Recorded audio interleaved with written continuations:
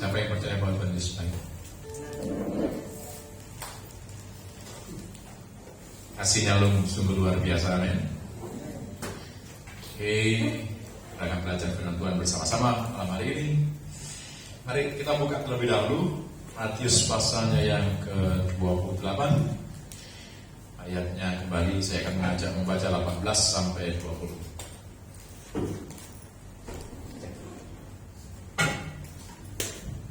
Cek 1, 2, 3. 1.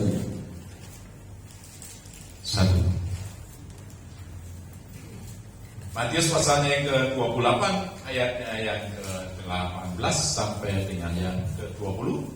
Mari saya akan mengajak saudara untuk melihatnya kembali, memperhatikan dengan sungguh-sungguh, dan kita menyelidiki firman Tuhan supaya firman Tuhan benar-benar hidup dalam kehidupan saudara dan saya, supaya firman Tuhan benar-benar menguasai kehidupan saudara dan saya. Matius pasalnya yang ke-28 ayat 18 sampai dengan 20 dikatakan demikian. Ini adalah bagian terakhir dari Injil Matius. Dikatakan demikian firman Tuhan. Tuhan Yesus mendekati mereka dan berkata, "Kepadaku telah diberikan segala kuasa di surga dan di bumi. Karena itu pergilah, jadikanlah semua bangsa muridku, dan baptislah mereka dalam nama Bapa dan Anak dan Roh Kudus. Dan ajarlah mereka melakukan segala sesuatu yang telah kuperintahkan kepadamu, dan ketahuilah aku menyertai kamu senantiasa sampai kepada akhir zaman." Ini ketika Yesus bangkit dari antara orang mati, dan sebelum dia kemudian meninggalkan murid-muridnya, Yesus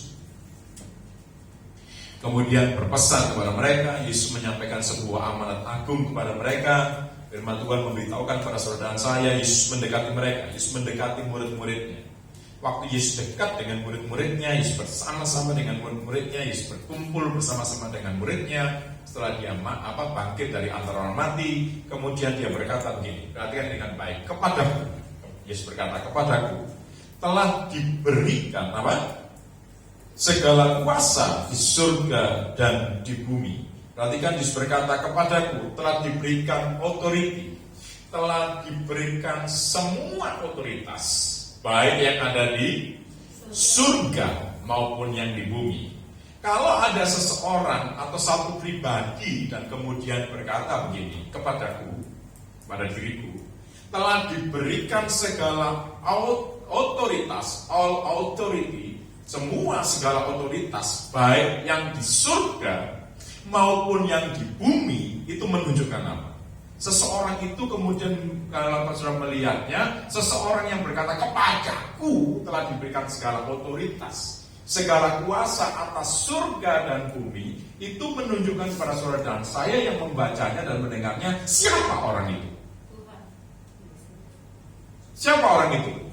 Yang orang yang punya otoritas atas surga dan bumi, itu menunjukkan diri orang itu sebagai siapa? Pribadi itu sebagai apa?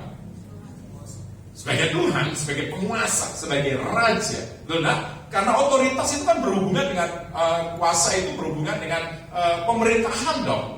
Kan berarti kemudian begini, Yesus menunjukkan pada murid-muridnya, "Aku ini loh," ya, kemudian diberikan kepada Bapakku, Bapakku telah memberikan kepadaku semua otoritas. Artinya dia ingin menyampaikan kepada pendengarnya, pada murid-muridnya, kepada saudara dan saya, bahwa Yesus itu adalah raja di atas segala raja. Sebab dia bukan raja biasa. Dia bukan hanya raja yang menguasai wilayah tertentu, mungkin Sulawesi Selatan, atau kemudian negara tertentu seperti Inggris, seperti kemudian kerajaan apalagi Arab Saudi. Tidak. Dia berkuasa atas surga. Dia berkuasa atas seluruh bumi ini. Dia berkuasa atas seluruh alam semesta. Dia menguasainya. Jadi dia menunjukkan bahwa saya lah raja semuanya itu. Ini menunjukkan pada saudara dan saya bahwa dia adalah raja di atas segala raja. Katakan amin. Katakan amin. Katakan begini, Yesus adalah raja di atas segala raja. Nah, kenapa saya mengawali ini kepada saudara dan saya?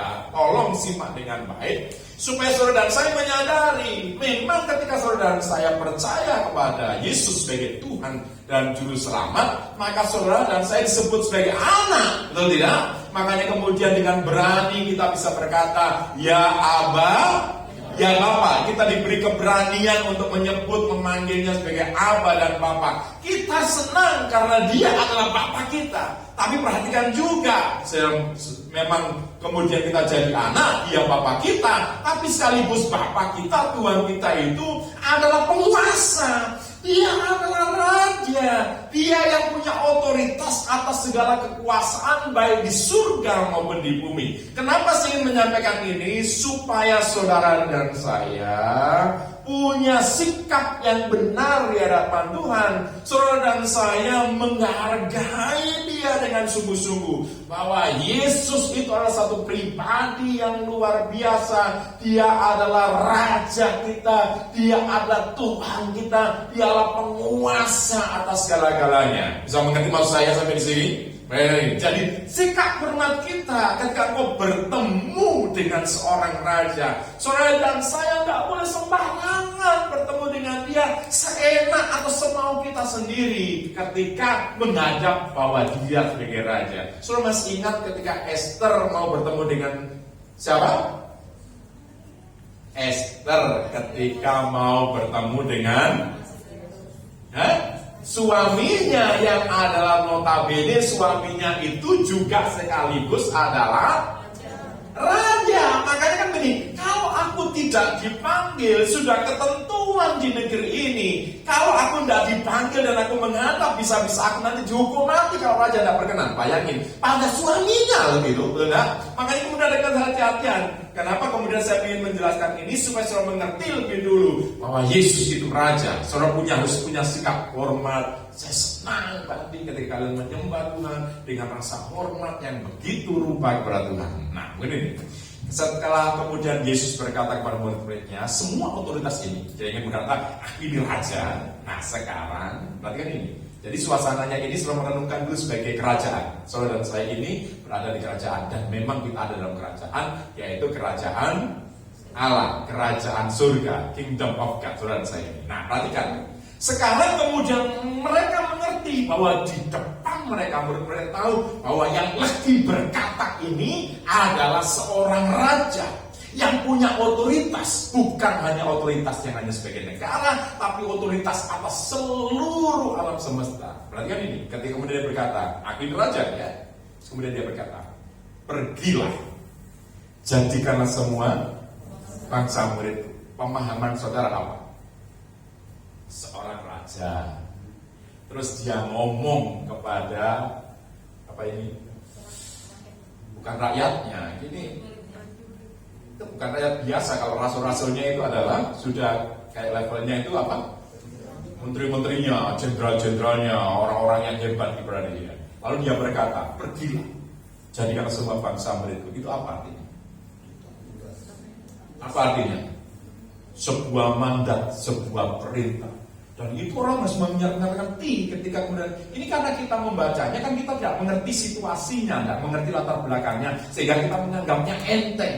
Jadi kalau ada seorang raja berbicara kepada menteri-menterinya ini, kepada pengikut-pengikutnya, murid-murid yang setia ini dan berkata dia pergilah jadikan semua bangsa muridku, itu adalah sebuah titah langsung daripada seorang raja. Nah saya tanya, kalau itu titah dari seorang raja, titah atau perintah atau maklumat yang dikeluarkan oleh raja di atas skala raja, nilainya tinggi atau tidak? Sangat-sangat tinggi. Dan itu harus dikerjakan atau tidak? Ada tawar-menawar? Dan kemudian bisa berkata begini, kalau gue sempat, kalau saya mau, kalau saya lagi senang, saya lakukan. Begitu? Tidak, ini titah raja yang harus dilakukan. Lalu isinya, isi perintahnya, isi titahnya, perhatikan dengan baik. Perhatikan dengan situ. Jadikanlah semua, pergilah jadikanlah semua bangsa muridku. Jadikanlah semua bangsa muridku. Perhatikan dengan baik. Perintah utama, titah dari seorang raja yang telah mengalahkan kematian, mengalahkan maut. Dia berbicara kepada orang-orang hebatnya. Dia berkata, pergilah dengan tujuan menjadikan semua bangsa menjadi apa?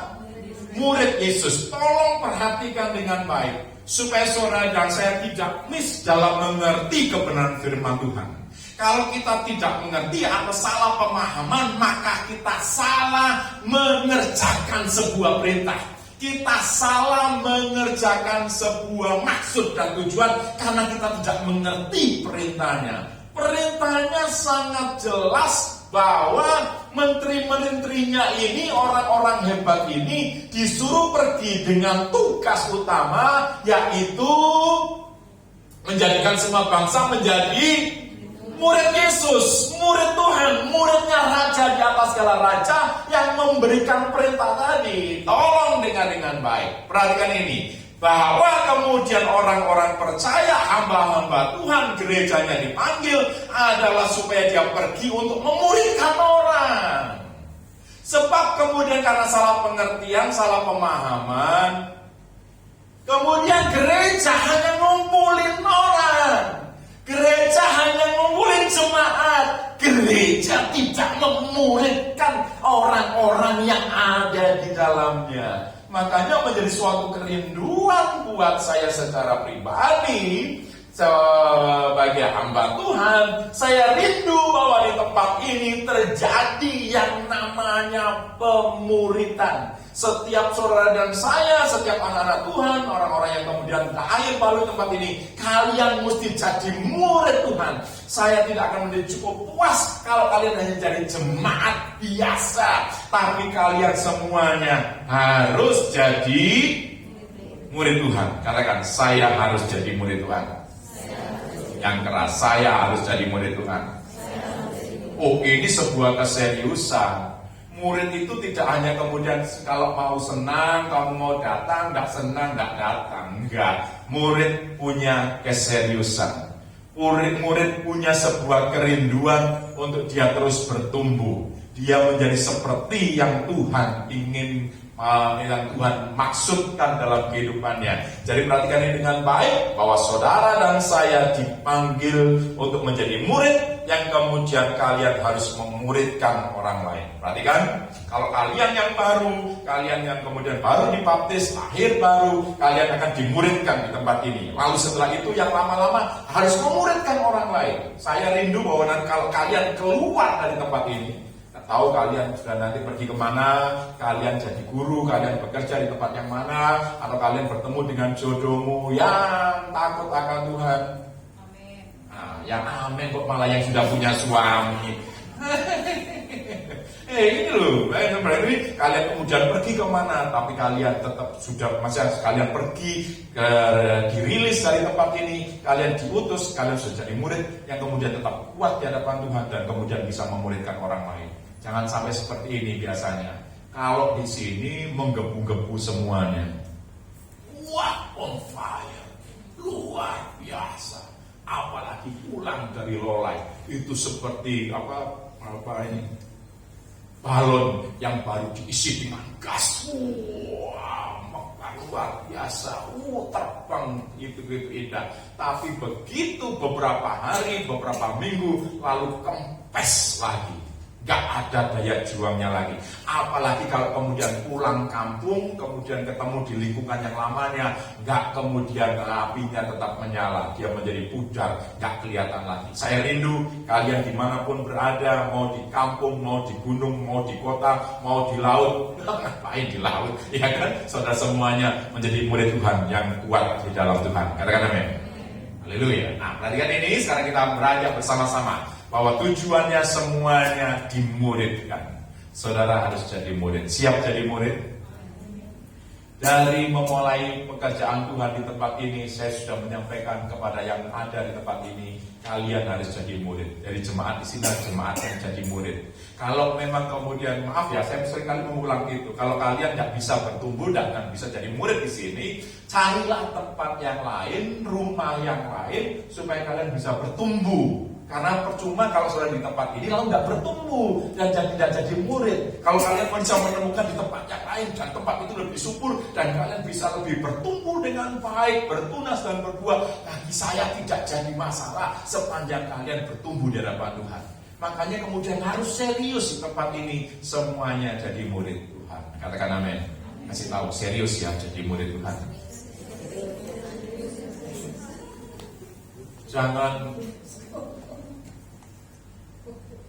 Jangan kemudian panas-panas. Saya tidak bilang begitu. Kalian ini kalau soal itu hafal sekali. Nah, gitu kan. Sebentar datang, sebentar tidak. Besok kemudian hadir, 2 bulan tidak muncul. Murid opo yuk. Kalau tidak muncul-muncul sama sekolahnya dikasih surat peringatan. Kalau kemudian tidak muncul-muncul lagi, tidak lulus-lulus lagi di kuliahmu, lama-lama di DO. Ini tidak selesai-selesai di situ. Kalau di sini pakai DO gitu nggak apa-apa ya? Delivery order. Oh bukan ya? Oke, kita belajar bersama-sama. Ingat bahwa kita telah belajar bersama bahwa kemudian Yesus melakukan pemuritan dengan pengikut-pengikutnya dengan cara hafluta, oh mituta. Oke, mari kita belajar firman Tuhan bersama-sama.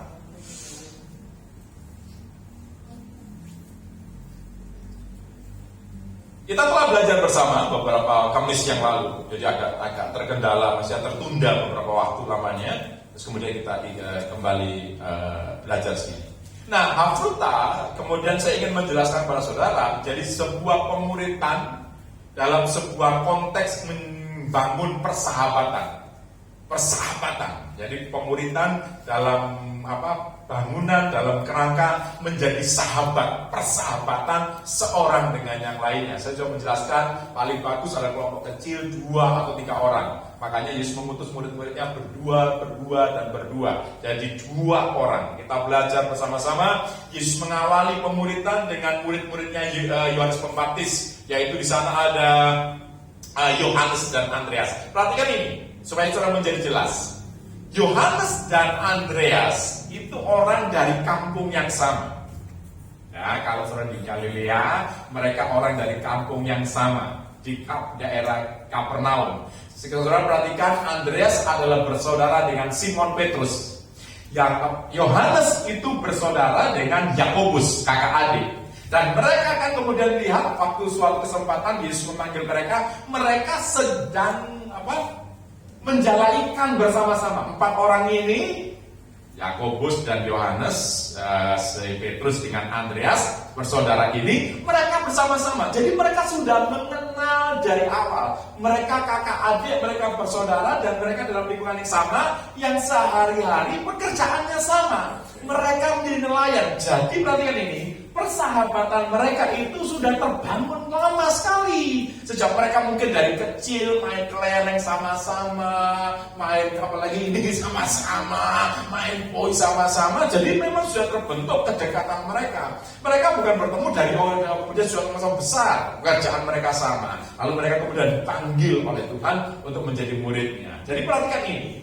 Hafruta itu kan kemudian kita berpikir begini, Pak, bagaimana kemudian saya bisa menemukan teman, bisa menemukan sahabat yang cocok dengan saya? Betul tidak? Seringkali pertanyaannya adalah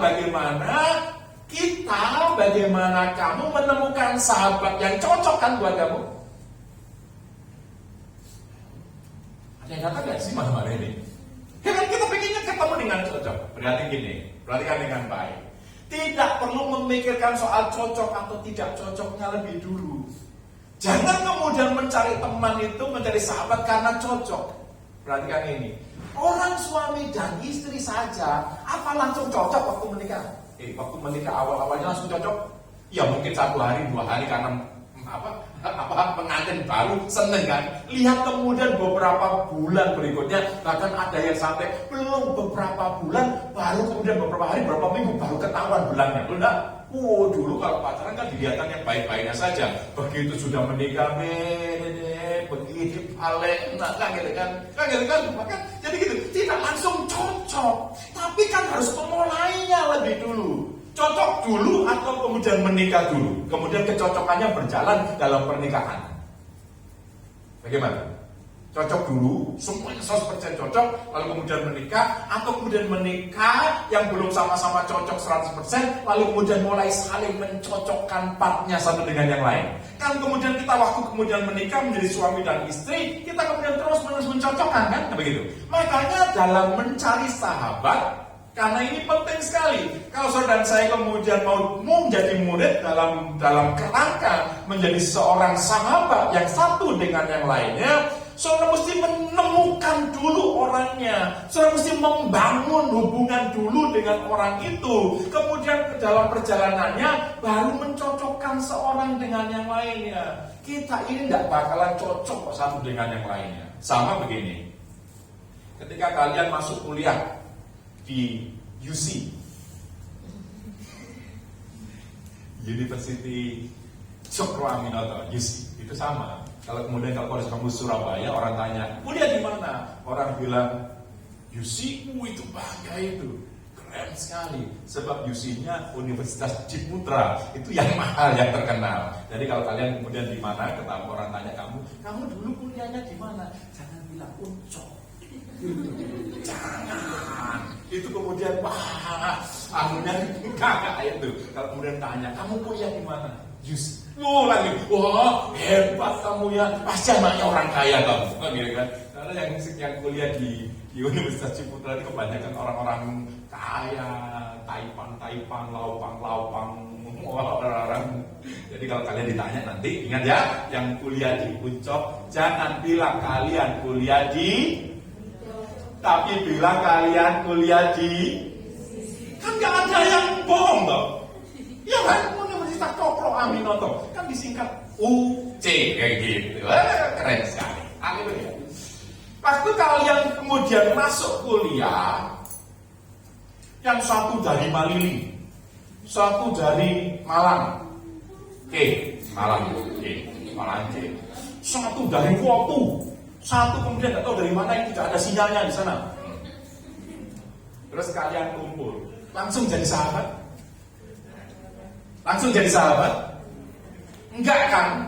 Dari kampung yang kemudian tidak tahu dari kampung Anda berantah yang mana, kalian kemudian masuk, lalu kemudian kenalan, mulai kemudian membangun sebuah hubungan. Mulai berteman dulu, kan gak langsung jadi sahabat kan.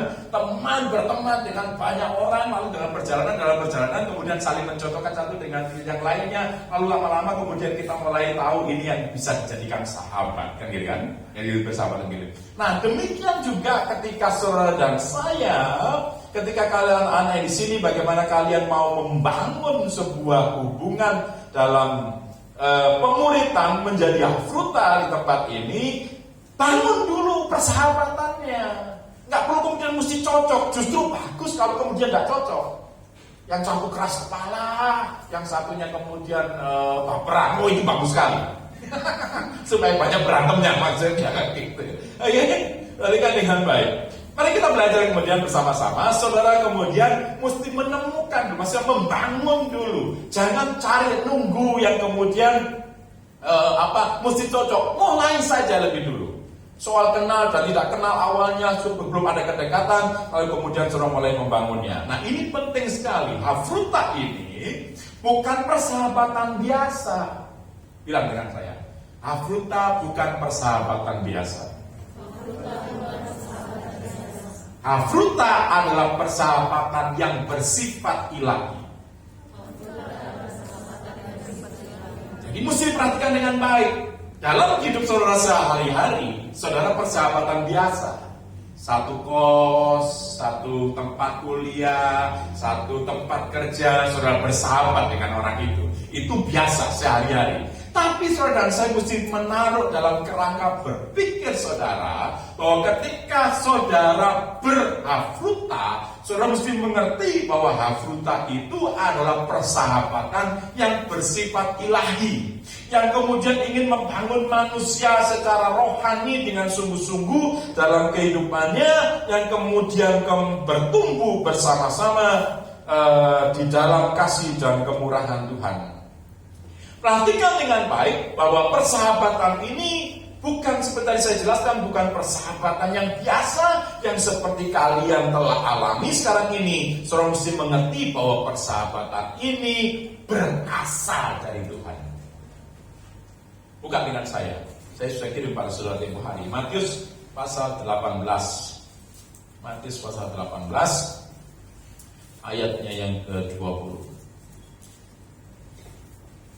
Lihat ini, kenapa saya bilang bahwa hafruta itu persahabatan yang bersifat ilahi. Pemuritan sebagai sahabat dan semuanya itu dalam kerangka yang bersifat ilahi. Berikanlah aku sahabat, kalau tidak berikanlah aku kematian. Kalau tidak ada sahabat dalam hidupku, orang-orang Yahudi berkata, murid-murid itu lebih baik aku mati kalau aku tidak punya sahabat untuk menjadi murid bersama-sama. Matius pasal 18 ayatnya yang ke-20. Dikatakan begini, perhatikan dengan baik.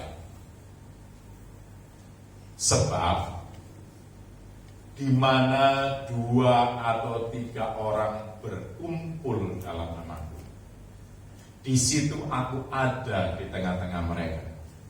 Perhatikan ini dengan baik. Yesus tidak bicara sembarangan. Dan kemudian lihat.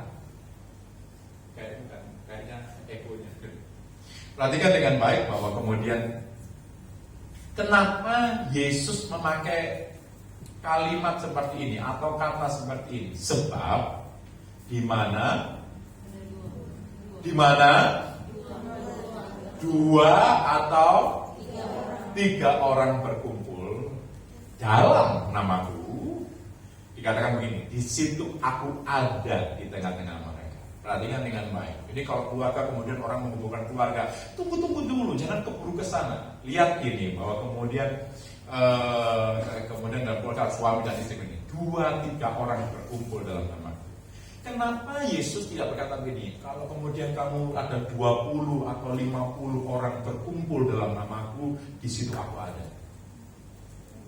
Lalu kemudian orang di gereja seringkali juga berdoa begini, Tuhan kami percaya. Itu hanya untuk membangkitkan sensasi dalam dirimu saja. Pernah mendengar orang berdoa begitu kan? Tuhan kamu seperti firman-Mu berkata, 2-3 orang berkumpul dalam namamu engkau ada. Kami di sini gerejamu berkumpul lebih dari 2 orang, lebih dari 3 orang. Kami percaya bahwa engkau ada di sini. Tunggu dulu, enak saja kamu. Kan begitu kan? Kamu mencoba sesuatu yang kemudian melepaskan daripada konteksnya. Pernah berdoa begitu? Atau sering begitu ya? Kami lebih dari 2 orang, pasti Tuhan hadir. Siapa yang bilang? Itu lihat kemudian begini. Dari tadi saya ulang dulu. Kenapa Tuhan memakai 2-3 orang berkumpul di dalam nama Tuhan? Berkumpul di dalam Tuhan. Berkumpulnya di dalam Tuhan, berkumpul di dalam nama Tuhan. Tuhan kemudian memberi jaminan gini, kalau kamu 2-3 orang berkumpul dalam namaku, aku pasti hadir, kata kamu. Yang penting berkumpulnya bukan hanya berkumpulnya, tapi berkumpul di dalam Tuhan, dalam nama Tuhan. Nah, berkumpulnya sampai sebagaimana? Lihat ayat yang di atasnya, ayat yang ke-18-nya. Perhatikan begini. Jadi tidak sekedar berkumpul. Kalau cuma sekedar berkumpul, Tuhan belum tentu datang. Baik berkumpulmu 50 orang, 500 orang, kalau cuma kamu berkumpul, kemudian juga mau mengklaim begini, atas nama Tuhan, belum tentu Tuhan hadir. Orang nanti marah saya ngomong begini. Perhatikan dulu dengan ayat 18.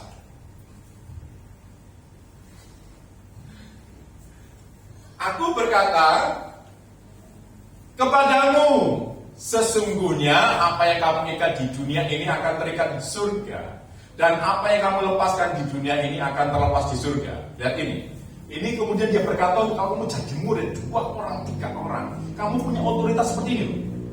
Apa yang kamu ikat di bumi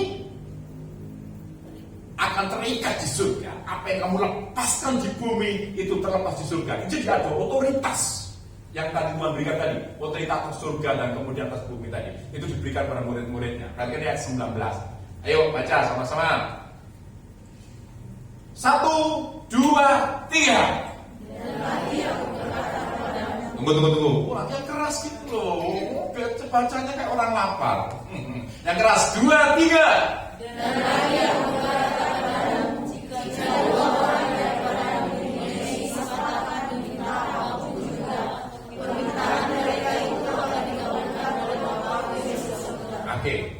Punya otoritas, ikat di bumi, terikat di surga.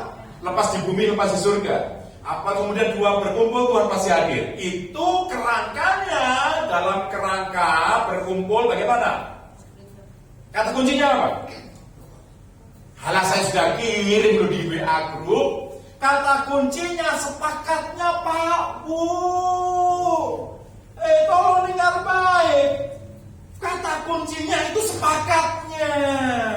Kata kuncinya harus saudara dan saya perhatikan kalau berkumpul dalam nama Tuhan, sehingga perkumpulan itu menjadi berkuasa, punya otoritas sampai bilang ikat di bumi, terikat di surga, dan Tuhan juga hadir. Itu kalau kemudian perkumpulannya ada yang namanya sepakat. Kemudian dari kata sepakat kemudian dijelaskan di situ harmonis. Atau dipasangkan pasangannya itu menjadi sebuah simfoni. Nah, itu bagus sekali. Menjadi sebuah simfoni.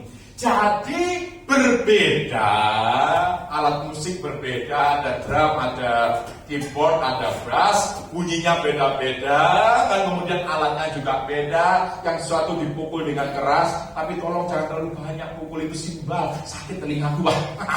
Yang kemudian di sini dipetik dangdung, yang di sini kemudian dipencet-pencet begitu, lihat beda-beda kan? Tapi kemudian ketika mereka sepakat, diharmoniskan, menjadi sebuah simfoni, bagus enggak bunyinya? Kita nyanyi dengan enak aja, jadi indah. Jangan biarkan aku pergi. Coba kemudian kalau mereka ini tidak, yang satu main sendiri, irama sendiri semaunya dia, yang satu main juga sendiri, pokoknya bunyi. Yang satu dangdutan, yang satu reggae, yang satu kemudian tidak tahu apa ini juga hanya kesidaan. Wah, saya hancur lah kemudian. Tidak tahu mau jadi kemana. Dan harmonis kan, tidak jadi simfoni. Ada orangnya, ada oknumnya, berkumpul atau tidak mereka, bersama-sama atau tidak, tapi harmonis atau tidak, tapi menjadi simfoni atau tidak, itu berantakan. Makanya pengertiannya dengan baik. Kesepakatannya penting lebih dulu dibangunnya. Seorang dengan yang lain pada sampai taraf, kalau kamu sahabat berkumpul itu bisa sampai pada titik menjadi sahabat. Saya minta pada saudara, kita mau kumpul di sini, mau doa puasa, kamu puasa tidak tahu 3 hari 3 malam, ada mungkin ada kelompok doa atau menara doa atau apa namanya, doa. Tapi kalau kamu datang itu hanya acara dan tidak pernah sepakat, tidak pernah di apalagi di assembling, dijadikan satu, nggak ada kekuatannya, Tuhan nggak hadir dan tidak ada otoritas di dalamnya. Makanya penting kemudian sahabat bisa sepakat. Suami istri saja yang bertahun-tahun kamu berkeluarga. Puasa yang berapa tahun? 20 berapa tahun? Itu aja lupa.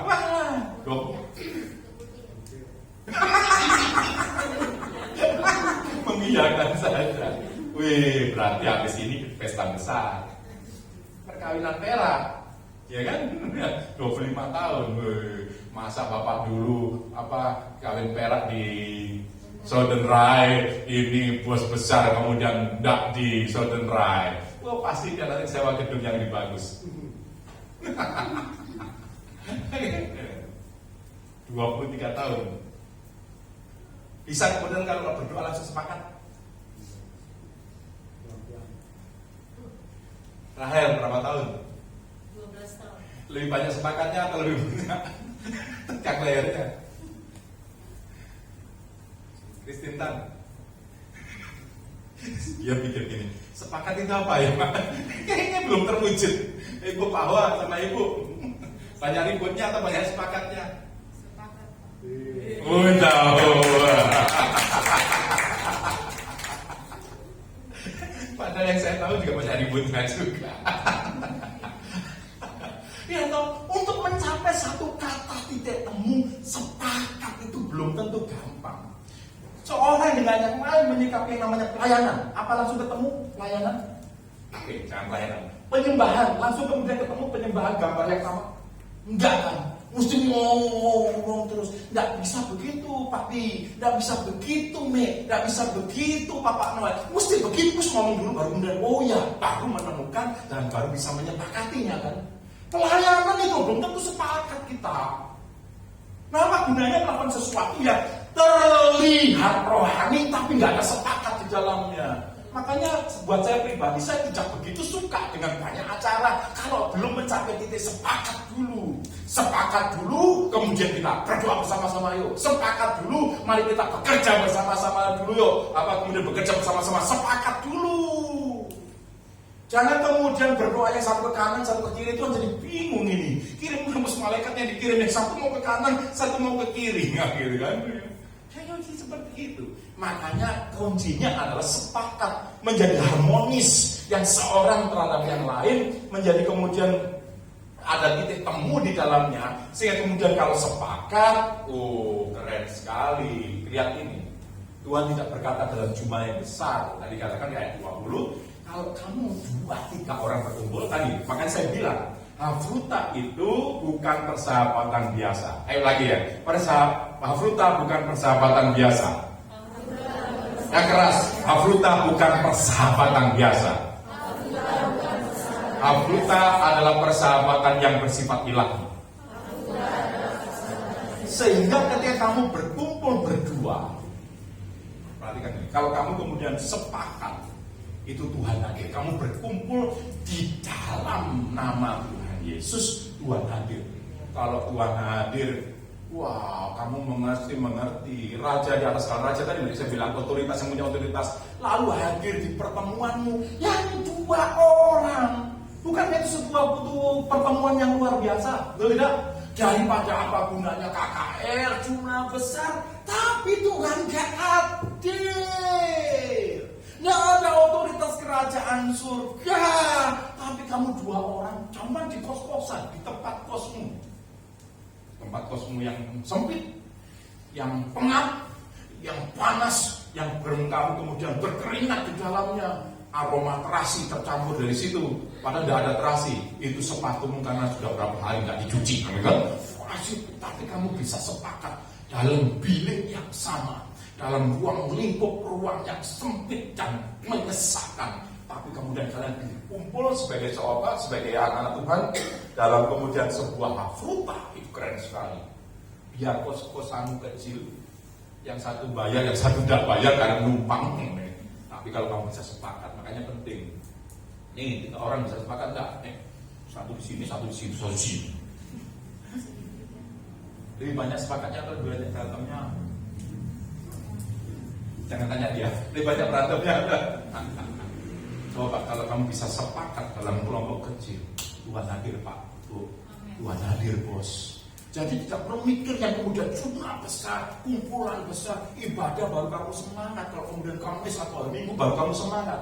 Kamu berhafruta dengan sahabatmu. Kamu harus tahu, kalau kamu dalam nama Tuhan, Tuhan hadir. Tapi yang penting dalam nama Tuhan, lalu membangun untuk kemudian bisa saling sepakat, untuk bertumbuh bersama-sama. Sekarang kita beranjak. Supaya saudara dan saya kemudian bisa menjadi sahabat untuk menjadi murid Tuhan, hal-hal yang kemudian perlu terjadi lebih dulu dalam hidup saudara adalah seperti ini. Yang pertama, seorang hafruta, seorang murid yang mau berhafruta, yang mau membangun pemuritan dalam persahabatan, mari baca bersama-sama dengan saya terlebih dahulu dalam 1 Yohanes pasal 4.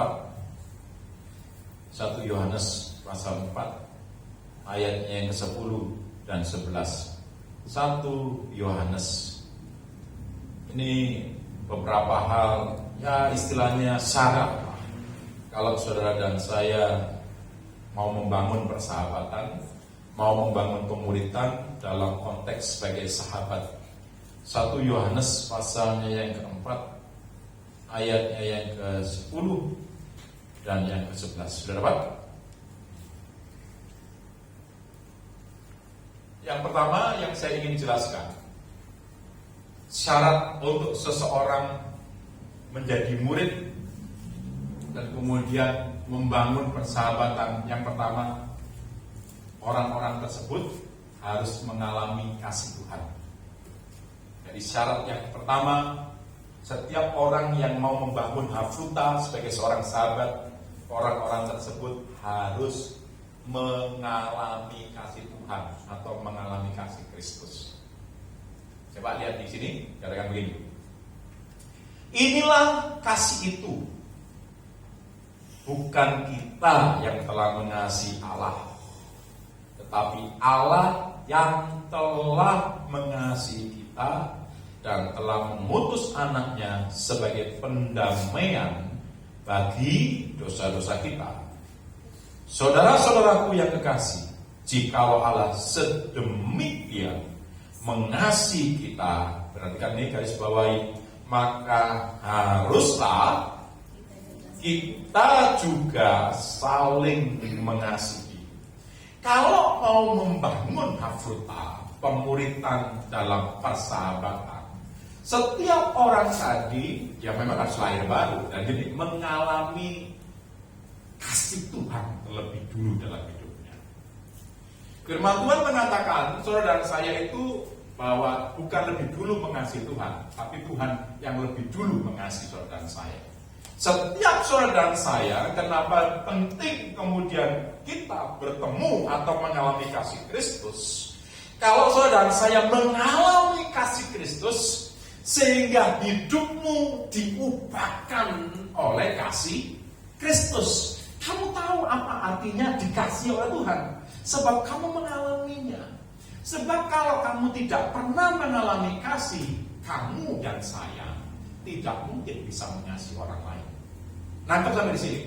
Bagaimana kemudian seorang bisa kemudian mencocok dengan yang lainnya kalau yang satu mengasihi, pernah mengalami kasih Kristus dalam hidupnya, yang satu tidak pernah mengalami kasih Kristus. Maaf, sekalipun sudah tua dalam gereja tapi tidak pernah mengalami kasih Kristus, sehingga dia tidak pernah berubah. Saya tidak pernah percaya kalau ada orang mengalami kasih Kristus lalu hidupnya tidak berubah.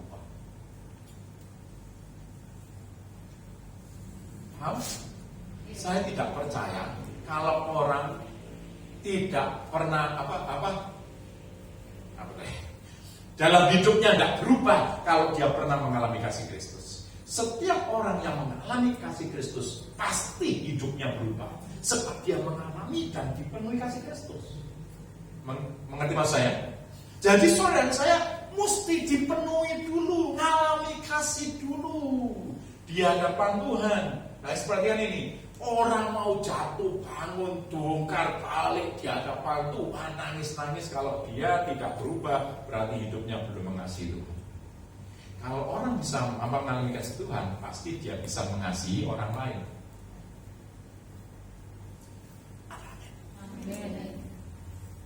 Kalau kamu mengalami kasih Tuhan, kamu bisa mengasihi sahabat, kamu bisa mengasihi teman kamu.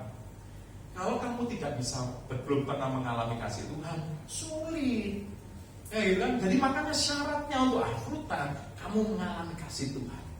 Makanya ketika kemudian mengalami kasih Tuhan, makanya kemudian lanjut di ayat 19 ini, karena kamu telah mengalami kasih Tuhan, maka haruslah kita juga saling mengasihi. Ukuran mengasihinya itu bukan hanya mengasihi sebagai teman biasa, tapi ukuran kasihnya sama seperti Tuhan mengasihi saudara dan saya. Wah, ngasih pasangan kita saja susah, lihat. Ada berikut, ngasih istri saya saja saya susah, Pak. Ngasih suami saya saja saya susah, Pak. Ngasih orang tua saya susah. Itu berarti kamu belum mengalami kasih Tuhan yang sesungguhnya ya. Setiap orang yang mengalami kasih Tuhan sesungguhnya dan hatinya dipenuhi dengan kasih Tuhan, hidupnya tenggelam dalam kasih Tuhan, dia bisa mengasihi siapa saja. Bahkan dia bisa mengasihi musuhnya. Karena produk kamu dikasih Tuhan, kamu mengalami kasih Tuhan, itu mudah bisa mengasihi orang lainnya. Makanya syarat untuk kemudian berhafuta, kalau kamu tidak mengalami kasih Tuhan lebih dulu, kamu nanti tidak bisa mengasihi teman hafutamu. Yang ada malah gegeran terus, yang ada malah ribut terus, baku geak terus, tidak pernah bertumbuh, sebab kamu belum mengalami kasih Kristus dalam kehidupanmu. Makanya penting sekali kalau saudara dan saya sudah mengalami kasih Kristus, saudara dan saya kemudian bisa mengasihi seorang dengan yang lainnya. Jadi kerangkanya yang dibangun setelah saudara dan saya mengalami kasih Kristus, kerangka yang pertemanan pemuritan hafuta yang bersifat ilahi itu dibangun dalam kerangka saling mengasihi seorang dengan yang lainnya. Ada amin? Kalau temanmu, hafutamu, peselin kamu yang dikedepankan apanya? Kasih. Lu bisa menerima orang itu.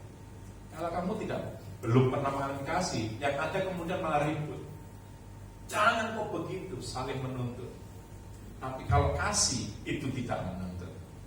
Kasih itu selalu memberi. Perhatikan dengan baik.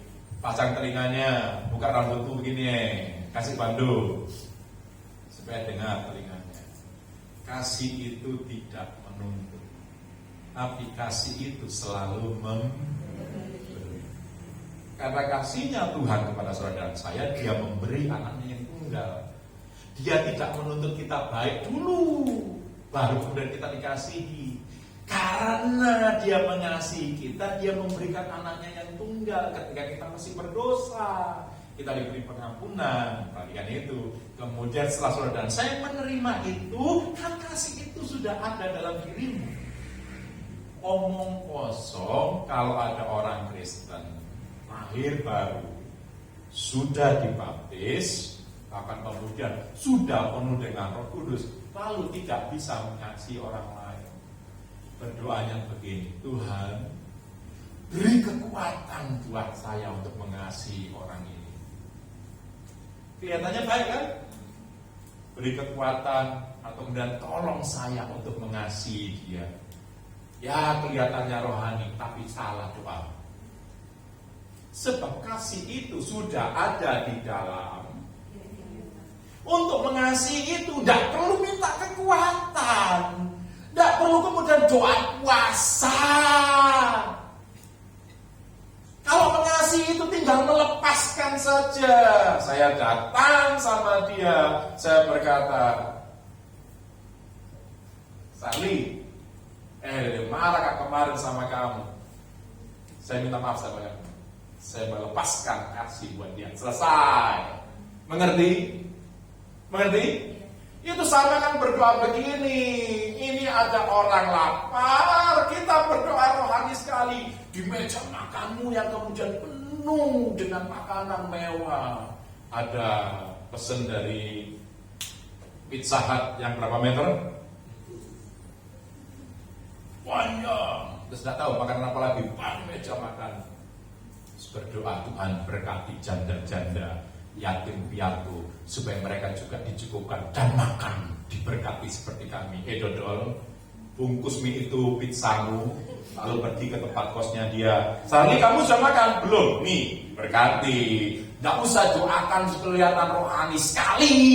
Berkati dia Tuhan. Sampai kapanpun, karena kemudian belum ada kiriman uang dari orang tuanya dari Malang ke sana. Dia bunyi-bunyi itu perutnya. Kamu yang bertindak. Mengerti mas saya? Ini orang Kristen suka merintah-merintah Tuhan. Makanya juga begitu soal kasih itu, kamu yang kemudian melepaskannya. Tidak untuk dulu, kalau nanti dia sudah baik, dia sudah berubah, baru saya mengasihi dia. Kamu kosong, itu bukan murid Tuhan. Justru kamu paling menjengkelkan, kamu datang sama dia. Thank you, kamu sudah menjengkelkan buat saya. Tapi aku tetap mengasihi kamu. Ada amin? Itu baru kasih yang sebenarnya. Dan kasih selalu menang. Katakan amin. Sudah mengalami kasih Tuhan? Sudah bertemu dengan kasih Kristus belum? Saya ngomong sama tembok atau sama kursi? Sudah mengalami? Yes. Ulang. Kasih musuhmu. Ulang, ampuni ke musuhmu. Makanya kemarin tadi kita kembali ke Hafruta tadi. Kamu mengasihi, mengalami kasih Kristus, sehingga dalam pertemananmu kamu saling mengasihi sama punya kedekatan yang luar biasa. Jadi ini tidak hanya sekedar kemarin kan belum jelas. Kita pikir cuma oh itu teman Hafruta, oh ya sampai ke situ. Enggak, sampai kamu membangun dengan teman Hafrutamu itu sampai pada kasih, saling mengasihi satu dengan yang lain. Kan kemarin firman Tuhan berkata, hendaklah kamu saling mengasihi seorang terhadap yang lainnya. Sudah sampai ke situ dulu poinnya. Ada pertanyaan silakan. Ada pertanyaan? Cukup saja. Ayo, siapa